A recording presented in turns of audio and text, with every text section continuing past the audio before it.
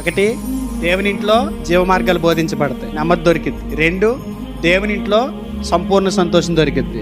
3, దేవుని ఇంట్లో జ్ఞానం బోధించబడుతుంది. ఇంత విశేషమైన సంగతులు లోకంలో మనకు దొరుకుతాయా?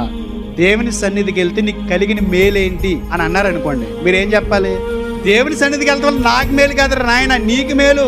న్యాయంగా బ్రతకడం నాకు నేర్పించాడు ఆయన. అక్రమంగా సంపాదించడం నేను నేర్పించలా. నీ ఇంట్లో కత్తి ఉండకూడదు, కూరగాయలు కూసుకోవడానికి కత్తి పెడతాం.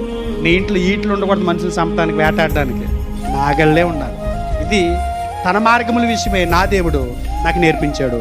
జీవం గల దేవుని సంఘంలో జనులు ఎలాగ ప్రవర్తించాలో ఆయన మాట్లాడినప్పుడు ఆ సంఘంలో నేను నేర్చుకున్నటువంటి జ్ఞానం ఇది చెప్పాలి. సత్య సంబంధమైన సంఘంలో జ్ఞానం అన్ని సంఘాలు బోధించబడుతుందని నేను చెప్పట్లా. అన్ని సంఘాలు ఏం బోధించబడుతుంది? ఆశీర్వాదాలే. జ్ఞానం చెప్పరు, సత్యం చెప్పరు. నువ్వు ఎలా బ్రతికేసినా నీ మంచం కింద మూటాడెత్తాడని చెబుతారు అంతే. ఎలా బ్రతకాలో చెప్పరాళ్ళు. వృద్ధులు ఎలా బ్రతకాలో, విధవరాలు ఎలా బ్రతకాలో, యవనస్తులు ఎలా బ్రతకాలో, ఆర్యవత్తులు ఎలా బ్రతకాలో, అధికారులు ఎలా బ్రతకాలో, ఉద్యోగస్తులు ఎలా బ్రతకాలో, నైతిక, ఆధ్యాత్మిక, సామాజిక బాధ్యతలు ఎలా కలిగి ఉండాలో అద్భుతమైనటువంటి జ్ఞానం దేవుని సన్నిధిలో ప్రకటించబడుతుంది.